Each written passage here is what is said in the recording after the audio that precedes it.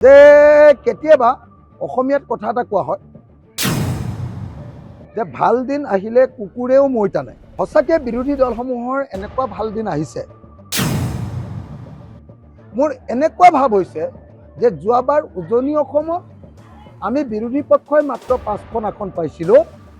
এইবাৰ উজনি অসমত বিজেপি আৰু NDAহে 5খনৰ পৰা 13খন আসন পাব। চবকে ভয় দিয়ে, পুলিচ লগাম, এৰেষ্ট কৰিম, নহ'লে বা মানহানিৰ গোচৰ দিম, জেলত ভৰাম। অসমৰ মুখ্যমন্ত্ৰীয়ে আৰু অসমৰ মুখ্যমন্ত্ৰীৰ পত্নীয়ে কিবা এটা অভিযোগ উঠিলে সদায় মানহানিৰ গোচৰ দিম বুলি কয়। এনেকৈ মানহানি দি থকাতকৈ তেওঁলোকৰ ঘৰতে কোৰ্ট এখন কৰি ল'লে ভাল হ'ব নেকি? তেওঁলোকে তেওঁলোকৰ ওপৰত থকা প্ৰত্যেকটো গোচৰ, প্ৰত্যেকটো বিষয় অভিযোগ নিজে তথ্য সহকাৰে খণ্ডন কৰিব নোৱাৰে, যুক্তি সহকাৰে খণ্ডন নকৰে। চবকে ভয় দিয়ে, পুলিচ লগাম, এৰেষ্ট কৰিম, নহ'লে বা মানহানিৰ গোচৰ দিম, জেলত ভৰাম। এইটো মই ভাবোঁ যে এটা অগণতান্ত্ৰিক পৰম্পৰা। এইটো বেয়া কথা হৈছে। প্ৰথম কথা, মুখ্যমন্ত্ৰীৰ পত্নীৰ 3খন আপোনাৰ পাছপোৰ্ট আছে, আৰু 3খন যদি পাছপোৰ্ট থাকে তাৰমানে তাৰ নাগৰিকত্ব আছে, তাৰ স্পেচিয়েল ভিজা লাভ কৰিছে। তাৰ অৰ্থটোৱে হ'ল যে অসমৰ মুখ্যমন্ত্ৰীৰ পত্নী আচলতে ভাৰতীয় নাগৰিক হ'বৰ যোগ্য নহয়। তেওঁক ভাৰতীয় নাগৰিকত্ব বাতিল কৰিব লাগে আইন অনুসৰি, কাৰণ একাধিক ৰাষ্ট্ৰত কেতিয়াও তেওঁৰ নাগৰিকত্ব থাকিব নোৱাৰে।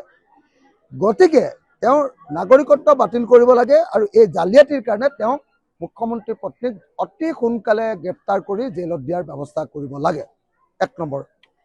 2 নম্বৰ কথা, মুখ্যমন্ত্ৰীৰ বিৰুদ্ধে উঠা অভিযোগবিলাক ইমান গুৰুতৰ যে অকল মানহানিৰ গোচৰ ধৰিম এইটোৰে কেতিয়াও ৰিপ্লাই হ'ব নোৱাৰে। সেইকাৰণে এই গোটেই বিষয়টো তদন্ত কৰিবৰ কাৰণে অসমৰ মুখ্যমন্ত্ৰীয়ে পদত্যাগ কৰিব লাগে। অসমৰ মুখ্যমন্ত্ৰীয়ে পদত্যাগ কৰি CBI তদন্ত ঘোষণা কৰিব লাগে, আৰু CBIৰ জৰিয়তে তদন্ত কৰি হিমন্ত বিশ্ব শৰ্মাৰ ক'ত ক'ত এনেকুৱা সম্পত্তি আছে, সঁচাকৈ 52,000 কোটি টকাৰ ইনভেষ্টমেণ্ট তেওঁৰ আছে নেকি? কোম্পানীৰ যেতিয়া তথ্য আছে নিশ্চয় থাকিব লাগিব, নহ'লেতো কৰিব নোৱাৰে। গতিকে অতি সোনকালে এই বিষয়টো তদন্ত কৰিবৰ কাৰণে CBIক দিব লাগে, আৰু হিমন্ত বিশ্ব শৰ্মাই পদত্যাগ কৰিব লাগে। এই দুটাই হ'ল এই সময়ত আমাৰ দাবী। হিমন্ত বিশ্ব শৰ্মাই পদত্যাগ কৰক, তেওঁৰ পত্নীক গ্ৰেপ্তাৰ কৰক, আৰু CBIৰ তদন্ত ঘোষণা কৰক। এই পৰম্পৰাগত সকলোৱে কোৱাৰ নিচিনাকৈ নকওঁ মই, কিন্তু সঁচাকৈ আপোনালোকক কৈছোঁ। মই মানে কথাটো বুজাবৰ কাৰণে এটা অসমীয়া প্ৰবাদ ক'ম, যিটো ক'লে বৰ এটা ভাল নেদেখি, তথাপি ক'ম যে কেতিয়াবা অসমীয়াত কথা এটা কোৱা হয় যে ভাল দিন আহিলে কুকুৰেও মৈ টানে। সঁচাকৈ বিৰোধী দলসমূহৰ এনেকুৱা ভাল দিন আহিছে। অসমৰ মানুহবিলাকে সঁচাকৈ পৰিৱৰ্তনৰ কাৰণে এনেকুৱা ধৰণে উন্মুখ হৈ পৰিছে। মোৰ এনেকুৱা ভাৱ হৈছে যে যোৱাবাৰ উজনি অসমত আমি বিৰোধী পক্ষই মাত্ৰ 5খন আসন পাইছিলোঁ। এইবাৰ উজনি অসমত বিজেপি আৰু NDAহে 5খনৰ পৰা 13খন আসন পাব। বাকী মিনিমাম 33খন আসন এবাৰ উজনি অসমত আমাৰ বিৰোধী দলবিলাকে পাম। সেইকাৰণে উজনি, নামনি, মধ্য অসম চবতে গ'লোঁ, গুৱাহাটী চবলৈকে গ'লোঁ, চবতে এতিয়া বিৰোধীৰ প্ৰতি প্ৰবল ঢৌ আছে, বিজেপিৰ প্ৰতি প্ৰতিষ্ঠান বিৰোধী ঢৌ আছে। গতিকে এইবাৰ চৰকাৰ 3 গগৈৰ হ'ব। এইবাৰ চৰকাৰ কংগ্ৰেছ, ৰাইজৰ দল, CPI, CPM আৰু AJPৰ হ'ব। এইবাৰ খাটাংকে থাকক, আৰু যদি চৰকাৰ হয় মোমাই হিমন্ত বিশ্ব শৰ্মা জেললৈ যাব। আঁচনিখিনিয়ে প্ৰভাৱ পেলাব নেকি?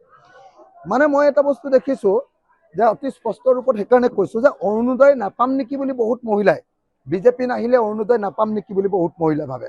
সেইকাৰণে আমি আগতীয়াকৈ ঘোষণা কৰি দিছোঁ যে আমাৰ চৰকাৰৰ দিনত অৰুণোদয় যিখিনিয়ে পাই আছে তেওঁলোকেতো পাবই, বাকী যিখিনি মহিলাই পোৱা নাই তেওঁলোককো পোৱাৰ ব্যৱস্থা কৰি 100% মহিলাক অৰুণোদয় দিম, নাম্বাৰ 1। আৰু বৰ্তমান হিমন্ত বিশ্ব শৰ্মা চৰকাৰে মাত্ৰ 1250 টকাকৈ অৰুণোদয় দি আছে, আমি 3000 টকাকৈ দিম। দ্বিতীয়তে আমি বৃদ্ধসকলক বৃদ্ধ পেঞ্চন 3000 কৰি দিম। তৃতীয়তে সকলো মাইক্ৰ' ফাইনেন্সৰ ধাৰটো, মহিলাবিলাকৰ মাইক্ৰ' ফাইনেন্সৰ যিমান ধাৰ আছে চব ধাৰটো মাফ কৰি দিয়াৰ ব্যৱস্থা কৰিম। আৰু এই 3টা কৰি দিয়াৰ প্ৰতিশ্ৰুতি দিয়াৰ কাৰণে এতিয়া সমগ্ৰ অসমৰ মহিলা সমাজে কৈছে যে আমি মোমাতকৈ তাত বেছি সুবিধা পাম, গতিকে তালৈ আমি ঢাপলি মেলিম। শিৱসাগৰত মই 50,000তকৈ অধিক ভোটত জয়ী হ'ম বুলি মোৰ প্ৰত্যয় জন্মিছে।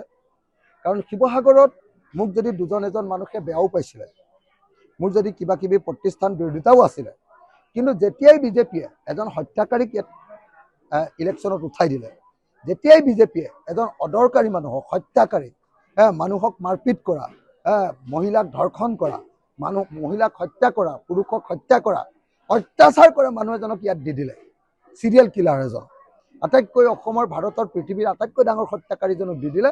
তেতিয়াৰ পাছৰ পৰা সকলো গণতান্ত্ৰিক মানুহ, সকলো বিবেক থকা, মগজু থকা, যাৰ যাৰ মগজু আছে, কোনেও আৰু এতিয়া বিজেপিক ভোট নিদিয়ে।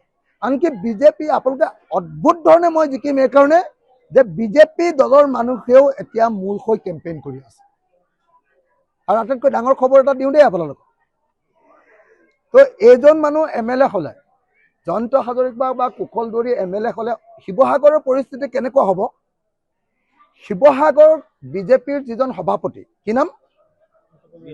বিতুপন ৰায়দঙিয়াক জয়ন্ত হাজৰিকা ওৰফে কুশল দুৱাৰীয়ে কেইদিনমানৰ আগতে মূৰত বন্দুক থৈ দিলে, পিষ্টল থৈ দিলে, ক'লে যে তুমি মোক সমৰ্থন কৰিবা নে গুলি খাবা। তাৰ ফলস্বৰূপে শিৱসাগৰ সমষ্টিৰ বিজেপিৰ সভাপতি বিতুপন ৰায়দঙিয়াই কঁপি উঠিলে। তেওঁ বিজেপি ত্যাগ কৰিবৰ কাৰণে পদত্যাগ পত্ৰ লিখিলে। তাৰ পাছত তেওঁ ক'লে যে তেওঁ শিৱসাগৰ এৰি গুৱাহাটীলৈ গুচি যাব, কাৰণ তেওঁ এজনী ছোৱালী আছে আৰু পত্নী আছে, তাক গুৱাহাটীতে পোহপাল দিব, কিন্তু এনেকুৱা অত্যাচাৰত তেওঁ নাথাকে। এই পৰিস্থিতি MLA হোৱাৰ আগতেই MLAৰ প্ৰাৰ্থী জয়ন্ত হাজৰিকা ওৰফে কুশল দুৱাৰীয়ে তেওঁৰ নিজৰ দলৰ সভাপতি, ৰুলিং পাৰ্টিৰ সভাপতি, ডিষ্ট্ৰিক্টৰ সভাপতি, যি শক্তিশালী এজন মানুহ হয় ডিষ্ট্ৰিক্টৰ সভাপতি হ'লে, সেই মানুহজনকে গুলিয়াই হত্যা কৰিম বুলি যেতিয়া কৈছে, ইলেকশ্যনৰ পাছত কোন মানুহ শান্তিত থাকিবলৈ পাব? কোন মানুহে মাৰ খাব? কোন মানুহে গুলি খাব? কোন মানুহৰ ডিঙি কটা যাব? কোন মহিলাক ধৰ্ষণ কৰিব? কোন মহিলাক অত্যাচাৰ কৰিব? তাৰ সীমা সংখ্যা নথকা হ'ব। আৰু ব্যৱসায়ী সমাজ, মাৰোৱাৰী ব্যৱসায়ী সমাজ আৰু আন ব্যৱসায়ী সমাজক অকল শ্লিপ দিব আৰু বস্তু পঠিয়াই দিব লাগিব, পইচা পাতি একো নিদিয়ে। এইটোৱে আছিলে তেওঁৰ ধৰণ। এতিয়াও তেওঁ সেই ধৰণে কাম কৰে। গতিকে মই ভাবোঁ যে শিৱসাগৰৰ মানুহে এইবাৰ মোক বিপুল ভোটত জয়লাভ কৰাব।